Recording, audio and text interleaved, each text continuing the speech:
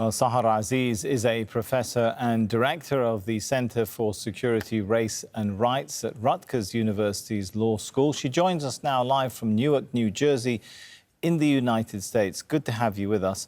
So it's not only in Israel, is it, that there have been complaints about censorship of pro-Palestinian voices?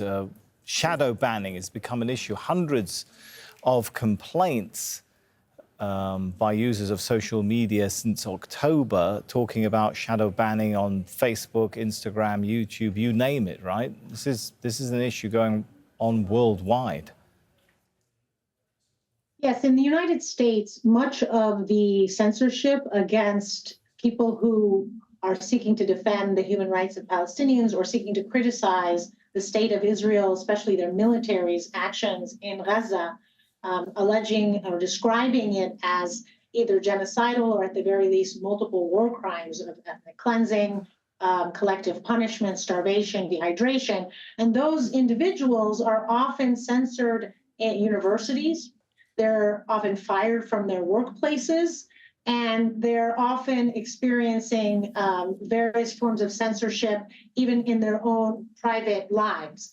What we're not seeing as much of yet is the U.S. government censoring them, except that we've seen in Congress just recently resolutions that incorrectly conflate or define anti-Semitism with anti-Zionism as an explicit attempt to censor and criminalize any criticism of the state of Israel. And also, of course, we're seeing censorship on social media, but that is controlled primarily by private companies, Facebook, Twitter, and other social media companies. What is it that social media users can do when, as I said, some of this is taking place not so overtly? A case in point, a Belgian filmmaker, Thomas Maddens, noticing sudden decrease in engagement with a TikTok video he'd posted. And you're not always notified. It's an algorithm, we're told, that will suppress engagement, and you might not even know it.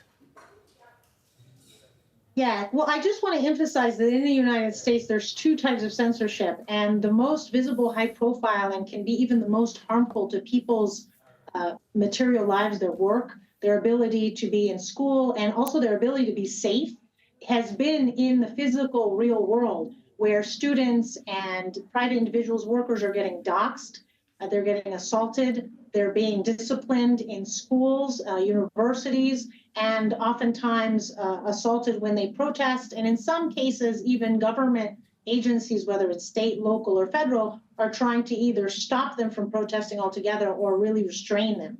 So that is very real and has become a means of silencing the mass movement that has been growing in the United States. And it's unprecedented because the United States media and the government has been explicitly pro-Israeli and anti-Palestinian.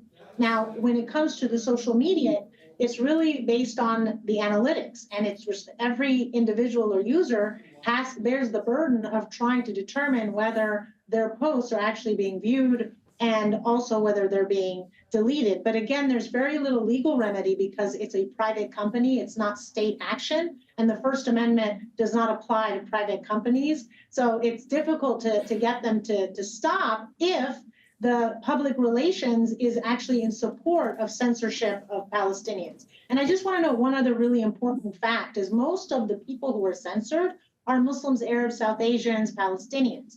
And so there is an issue of racism and discrimination that's going on. And we talk about this in our report, presumptively anti-Semitic, Islamophobic tropes in the Palestine-Israel discourse that we published with the Center for Security, Race and Rights. And it shows very clearly that people, private companies, the government, the teachers, employers believe that they're justified in censoring Muslims, Arabs, and South Asians because they believe that they're anti-Semitic. They believe that Islam and Muslims teaches people to hate Jews, which is false. And so they want to reframe the issue from a political issue, from a dispute over land and displacement and war crimes to a religious holy war. And that is not what the vast majority of advocates for human rights in Palestine believe the issue to be. And as you're talking, I just point out to viewers, we're looking at pictures coming in from Burlington, Virginia. You might recall the story of Vermont, where Palestinian students were attacked. That's one of them who is now being released from hospital. I guess it underscores the very real life, and that's Hisham Awartani, I should point out. It underscores the very real life consequences that you are referring to. This isn't just happening on social media. The Council on American Islamic Relations, CAIR, for example, receiving more than 2,000 requests for help and reports of bias in just 57 days, it says. Is this creating a new norm for Islamophobia, for suppression of minorities now? Well, it's a continuation of what we've been seeing for the last 22 years. I wrote an entire book about this, The Racial Muslim, When Racism Crushes Religious Freedom, which is how Islamophobia after 9/11 became normalized and mainstreamed.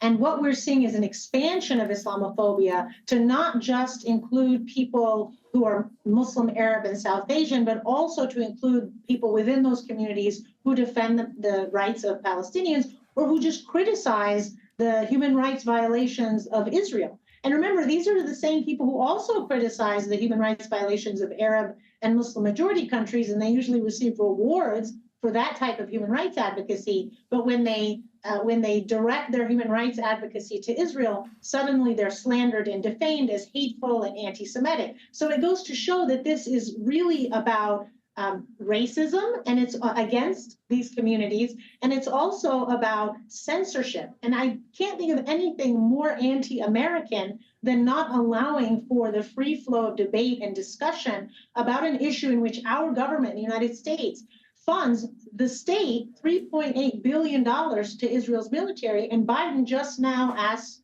Congress for $10 billion more dollars. So this is exactly what we should be discussing and debating, both sides of the issue. But what you're seeing is the media, politicians, universities, workplaces, and social media, they only want the pro-Palestinian perspective to be expressed. All right, thanks so much for your analysis on that, Sahar Aziz.